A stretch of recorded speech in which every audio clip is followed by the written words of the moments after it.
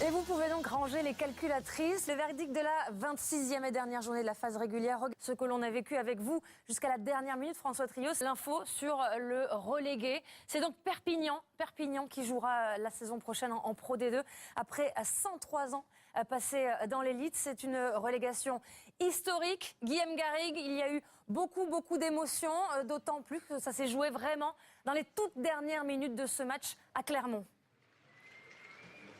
On peut USAP en Pro D2 en reste qui était sur une série de 76 victoires à domicile, force et tristesse, mais tombé avec autant de témoignages qui n'est pas le seul, Isabelle. On le rappelle, Perpignan visait les phases finales en début de saison et puis a chuté avec beaucoup de blessures et des départs, notamment à l'intersaison, des départs importants, et notamment celui d'un de ses leaders, Nicolas Mas, qui est parti du côté de Montpellier. Il a réagi au micro de Canal à l'annonce de la relégation de son ancien club Perpignan.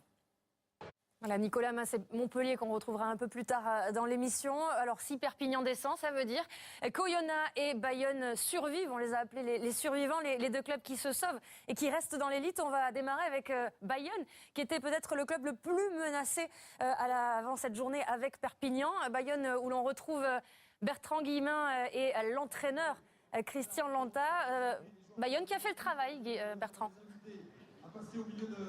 Oui. Grâce à cette nouvelle victoire, ils peuvent enfin souffler.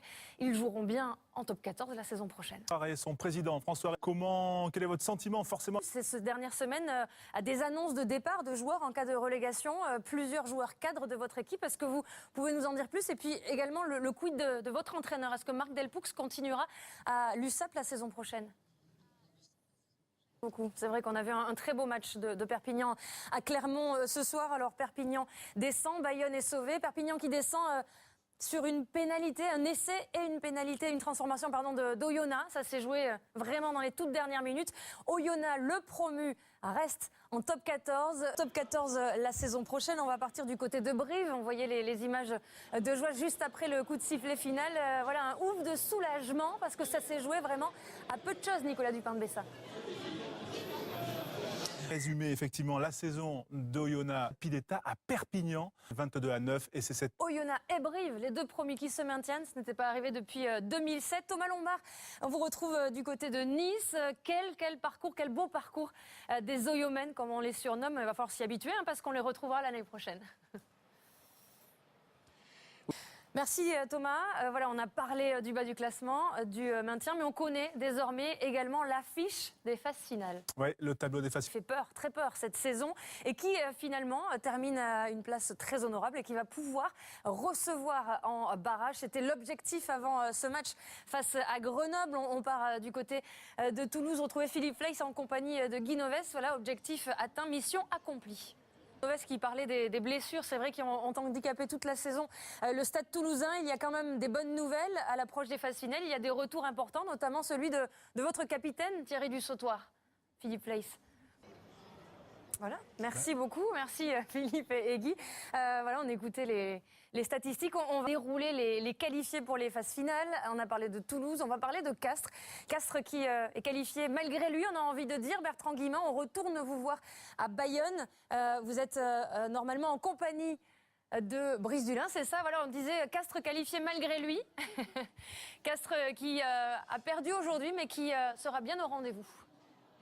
Compliqué, difficile. Cette 6e place, ça s'est joué là aussi sur des détails et en toute fin de match, Eric Bail, toujours à l'Alliance Riviera de Nice, vraiment ça s'est joué sur des détails. Vous parliez notamment de la discipline pendant le match.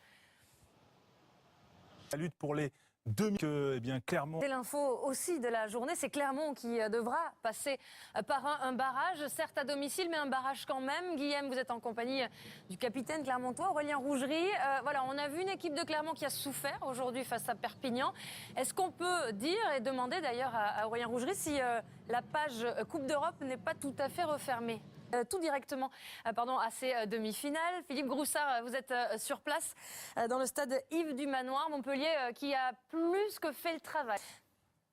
Voilà. C'est là. Mais ça continue sur Canal. Oui, ça combine de foot, je l'avais un petit peu oublié. Looking for Rio tout de suite. Merci de nous avoir suivis. Merci à toutes les équipes rugby. Merci à Jérôme Collin et toute la régie. Évidemment, du foot après du rugby, oui, pourquoi pas, au Brésil. On est ouvert. à des annonces de départ de joueurs en cas de relégation, plusieurs joueurs cadres de votre équipe. Est-ce que vous pouvez nous en dire plus? Et puis également le quid de votre entraîneur. Est-ce que Marc Delpoux continuera à l'USAP la saison prochaine?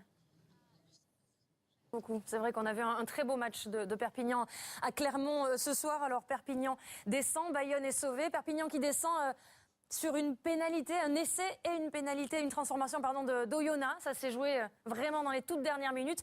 Oyonnax, le promu, reste en top 14. Top 14 la saison prochaine. On va partir du côté de Brive. On voyait les images de joie juste après le coup de sifflet final. Voilà un ouf de soulagement parce que ça s'est joué vraiment à peu de choses, Nicolas Dupin-de-Bessa.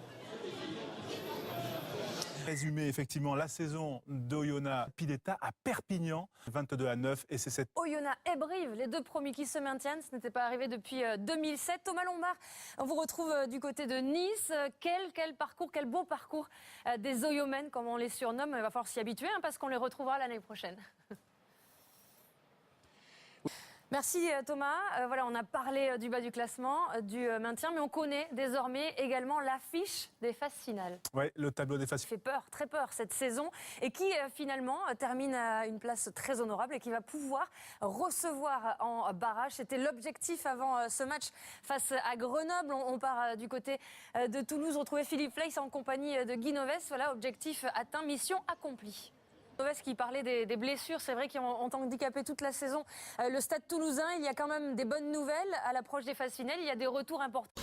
Et vous pouvez donc ranger les calculatrices. Le verdict de la 26e et dernière journée de la phase régulière. Ce que l'on a vécu avec vous jusqu'à la dernière minute, François Trios. L'info sur le relégué. C'est donc Perpignan qui jouera la saison prochaine en Pro D2 après 103 ans passés dans l'élite. C'est une relégation historique. Guillaume Garrigue, il y a eu beaucoup d'émotions, d'autant plus que ça s'est joué vraiment dans les toutes dernières minutes de ce match à Clermont.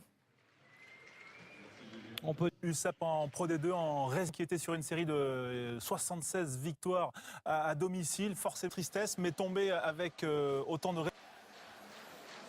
oui, certainement. Témoignage qui n'est pas le seul, Isabelle. On le rappelle, Perpignan visait les phases finales en début de saison et puis a chuté avec beaucoup de blessures et des départs, notamment à l'intersaison, des départs importants, et notamment celui d'un de ses leaders, Nicolas Mas, qui est parti du côté de Montpellier. Il a réagi au micro de Canal à l'annonce de la relégation de son ancien club Perpignan. Voilà, Nicolas Mas et Montpellier qu'on retrouvera un peu plus tard dans l'émission. Alors si Perpignan descend, ça veut dire qu'Oyonnax et Bayonne survivent. On les a appelés les survivants, les deux clubs qui se sauvent et qui restent dans l'élite. On va démarrer avec Bayonne, qui était peut-être le club le plus menacé avant cette journée avec Perpignan. Bayonne où l'on retrouve Bertrand Guillemin et l'entraîneur Christian Lanta. Bayonne qui a fait le travail, Bertrand. Oui. Grâce à cette nouvelle victoire, ils peuvent enfin souffler.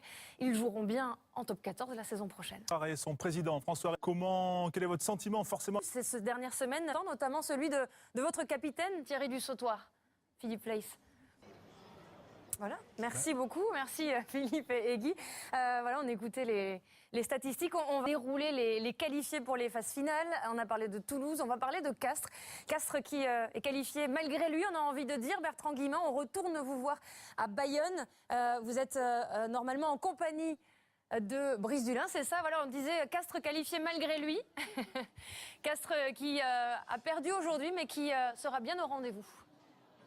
Compliqué, difficile. Cette 6e place, ça s'est joué là aussi sur des détails et en toute fin de match, Eric Bail, toujours à l'Alliance Riviera de Nice, vraiment, ça s'est joué sur des détails. Vous parliez notamment de la discipline pendant le match.